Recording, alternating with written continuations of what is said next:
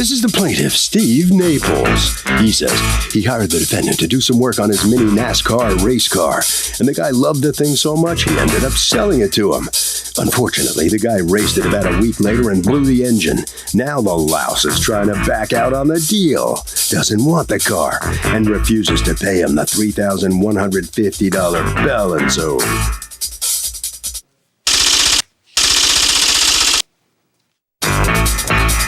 These are the defendants, Brian Bauman and Gina Spillone. Brian says he took the car to the track and they told him the car was unsafe because the weight distribution wasn't right. He tried to race it anyway and the thing was a mess. Didn't go fast enough and didn't handle properly. Now he's being sued? Come on. They're accused of racing off without paying.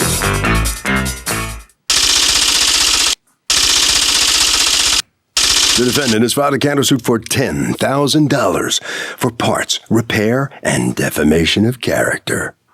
All parties, please raise your right hand. Be seated. Come to order, please.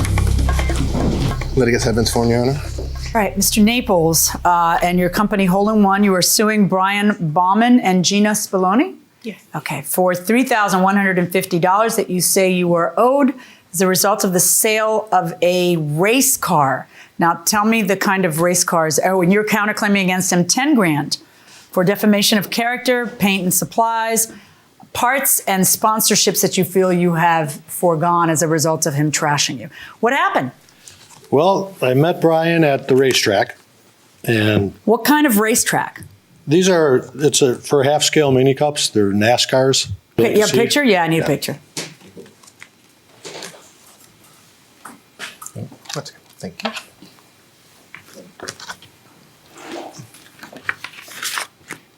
Ooh, they're very tiny. Half the size, twice the fun. It's like Disney. So do you race these yourself? Yes, I do. This is too funny. Who makes these? Are they homemade, really? Or? We build new cars. I've been in a business 7 years, not sold a new car. We sell used cars. Accidents? They happen. A go-kart, like a little glorified go-kart. It's a Tiny little go-kart on tiny thing. steroids. This is awesome. All right, so how fast do these things go? The tracks that we race at are from 60 to 90 miles an hour. They'll do 100. You're not going to survive a 60-mile-an-hour crash in that. All right, so what happens? Tell me about this case. You meet him how? He does, what I understood, bodywork and stuff like that. So we need people like that, obviously, because we crack our cars. We need bodywork.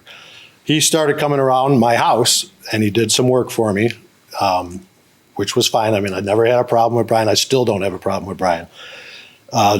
July 1st, he decided that he wanted to take one of the cars and show me what he could do.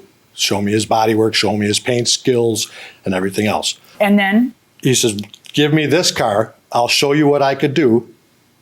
And then if I like the car, I'll buy it.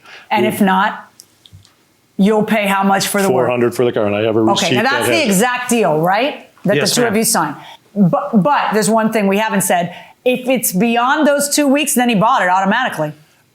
Yes or and no? Yes and no. Yes and no? Well, Brian, we had a great relationship. If after 2 weeks the paint is complete, we will test the car at Grundy. If satisfactory to Brian, the purchase price will be $3,000 with 4 extra used wheels and tires and electric lift. Right. He was supposed to rent the track. We were supposed to try. I mean, I don't want to put anyone in a car that he doesn't want. Okay, so what happens after 2 weeks? That's what I put that in there.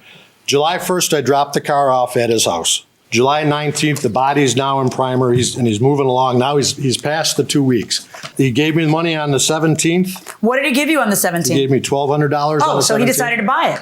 That's what I believe, yes. Well, what's the $1,200 for otherwise? To buy the car. So he hands you $1,200, and then what happens? His first race, he raced. I mean, he came out. How'd you come out in your first race? 2 laps down. Okay.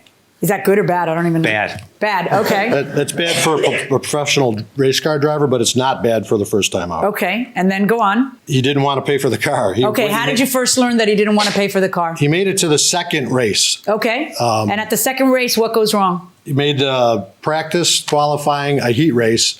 After the heat race, something went wrong with his throttle cable. Him and my brother, who my brother sent an affidavit to, tried to fix this throttle cable. All along, he was revving the motor, and my brother said that I was not there. My brother said that he over-revved the motor, And that was the beginning of the end of the motor. And so what happens? He blows out the motor? He blows the motor. While he's driving? Correct. So what does that look like when you blow out a motor while you're driving? Do you lose control and spin around and stuff? No. The parts of the motor just come out of the motor. You tell me. You were there. What happened? The plaintiff had a mini NASCAR race car, sold it to the defendant, and now the defendant won't pay. Something was wrong with the throttle. The plaintiff says it's because the defendant over-revved it and blew out the motor. Let's listen. If I was going full speed and that motor would have blew, we would have shot oil all over the racetrack. The cars that would have been coming up behind me, they would have all ended up into the wall. So They what carry happened? roughly 13 ounces. So is that and I wasn't driving on the track? What is it you're telling me? There was a caution prior to this engine blowing up. And I was under caution. I think we run 25, 30 miles an hour under caution.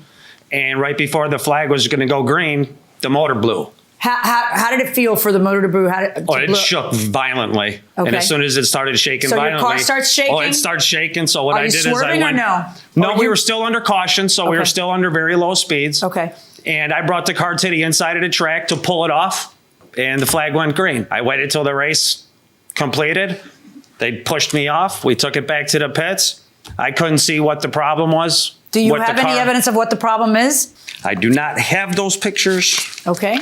What ended up being wrong with it? Because at some point, do you say to him, well, now I don't want to buy it? A titanium rod, which holds the crankshafts together, the same ones that they put up into the space shuttle, broke.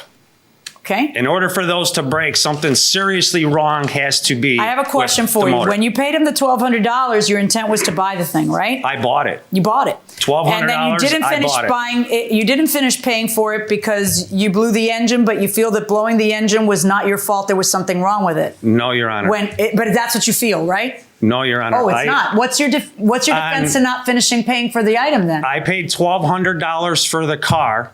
Yeah, but you I agreed to put pay $3,000. I put $3,000 in materials.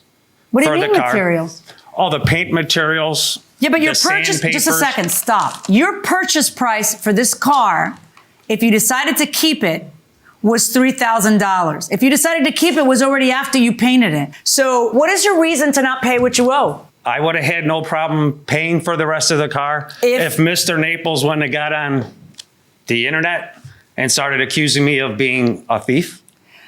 Except for saying that, he got on the internet to accuse you of being a thief after you already had a problem with paying for it, because that's why he was accusing you of being a thief, because you wouldn't finish paying. I wasn't paying for the car because I was working the money off, as in buffing out his trailer, as in working with him at the racetrack, promoting the series, promoting hole-in-one motorsports. Okay, hold on one second. Is there a separate contract that I don't have in front of me? That was our verbal agreement. Okay. Did you ever work out a deal with him that he could work it off? Never.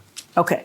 Do you have a text, an email, anything to corroborate what you're saying? Because you don't say a word about what you just said in your 1, 2, 3, 4, 5, 6-page answer to the complaint, single space type. You don't say one word about I was supposed to work it out. What you say is that you're not going to pay for it because you don't have a car to race. You're supposed to have a car to race, and there was obviously something wrong with it because this happened.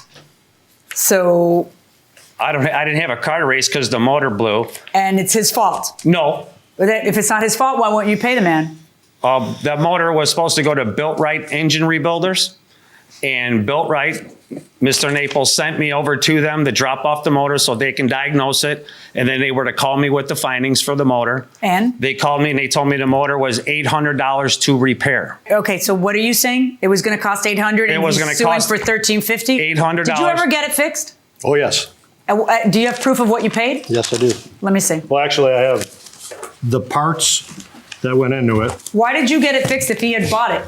The motor went to my engine rebuilder to get rebuilt. We had another race on the 1st of September, and he wanted to be in that race. In order to expedite the whole situation, I had him drop it off, because if I was to drop it off, it would have took another 2 or 3 days. He would not have made the September 1st race. Right, but who was going to pay for the motor to be rebuilt? He was going to pay for it. And then what happened? He didn't? Correct. Why is Gina being sued? Who are you? Well, DuPage County. Girlfriend. So why are you suing her? DuPage County said that in order to get any kind of resolution from this, if she has possession of the car, you have to put her name on the paperwork. Okay, but I thought that the car was at the mechanics. No, just the motor. Oh, just the motor. Right. The motor's this big. That's why a lot of Where's the stuff. the car right now? It's in my house. Oh my goodness. Where's the proof from the company of what they charge, that they charge you $1,350? He didn't charge me for the work that he did, the machine work on the motor, because he owes me money. And he said in order for him to do that, what I did right there on his books would mean that he accepted that money from me, and he didn't, because the parts are mine.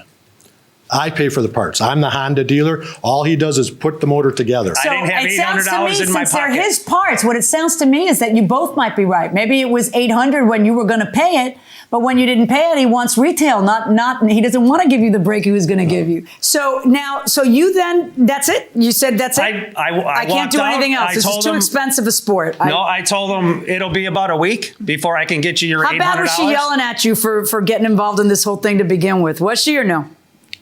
Honestly, It's my fault.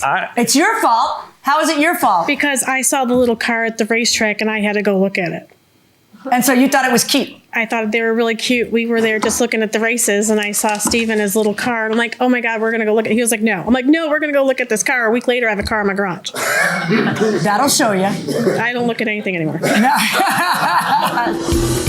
Welcome back to the People's Court. Harvey Levin here. So, is this plaintiff out of luck in trying to get his money back? What do you think? Are you guys old enough to drive? Okay, well then you don't count in this one. Here we go. What do you think? Well, you buy a race car, you assume it's going to not blow up when you race it. So if you race it, it shouldn't blow up. Okay, but there's a problem here, isn't there? What do you think? I mean, the guy raced it. Out of luck. He did something he shouldn't have done. What did he do wrong? Raced it maybe harder than what he should have. Oh, he may have raced it hard. We know he raced it twice. Is that enough to kick him out of court? Yes. Because? Because I don't know, he probably raced it too hard. Is there a baby in there? There is a little baby. It's like, or is this like a kidnapping? I don't know what it is. Okay, I got it. Going inside the courtroom. Now, you've got a counterclaim against him for $10,000. $2,000 for paint and supplies that you were going to charge $400 for. That's interesting. And then $3,395.10 mandatory parts needed for racing. What are you talking about? I needed brake bleeders. I had no brakes in the vehicle. I had to have new fire shoes that I had to purchase to be able to drive the car and test it. What are fire shoes? In case the car catches on fire, we don't burn up. But they're shoes for you? Yes. Okay. Why would he have to reimburse you because you decided to try an expensive sport?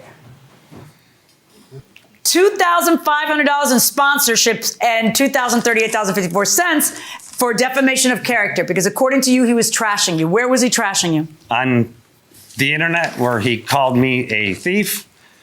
He Show me. The other racers started to get involved with it. They started making their comments. Okay, but what did he say? You can give a guy a race car when he has nothing to haul it on. You can give him a trailer. When it comes to collect some money for these things, you can't call them because they'll block your number. What is this world becoming? That's what you call defamation of character? Other people are saying, you're too soft, break his kneecaps.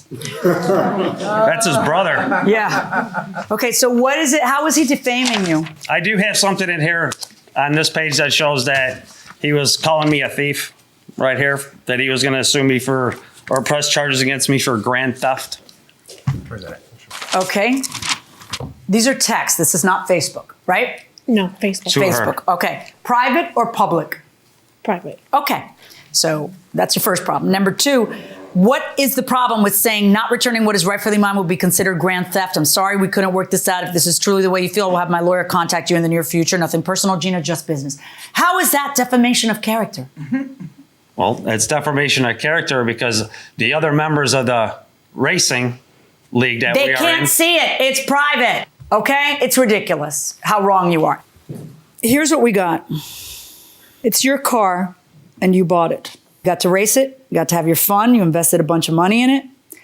And in order to say, it's not my fault that the engine blew while I was racing it for the second time, it's his fault. In order to say that, you have to have proof, which you have none. Where does that put us? That puts us as you owing him the rest of the balance, which is $1,800, and you owing him the cost to repair the motor, which I am going to assess at $900. That's $2,700. The engine is in your possession or your rebuilder's possession? It's in my possession. Okay. So let me address your counterclaim first. On your counterclaim 0, On his claim against you, I'm going to order you to pay the $900 and the $1,800 that you owe, and that's a total of $2,700. Upon payment of the $2,700, we'll make arrangements with Officer McIntosh for the motor to go from there to there. That is how it's going to work. And then these things don't get titled, right? No. Okay. Good luck, folks. Thank you, Judge. Let's see what the defendant has to say about the outcome of this case. This was a very interesting dispute here. What's your feeling on how it's resolved by the judge? I just think it's terrible that we had to go through this to try a sport, and that I had to put the money into this. Did you bite off a sport that you couldn't afford? Oh, I love this sport. I'd do it all again. All right. How do you feel about all that? Good? Is that good About with racing? you? Yeah. Sure. You're a racer too? I'd like to try it. What a couple. All right. Head right around the corner. All right. Good luck.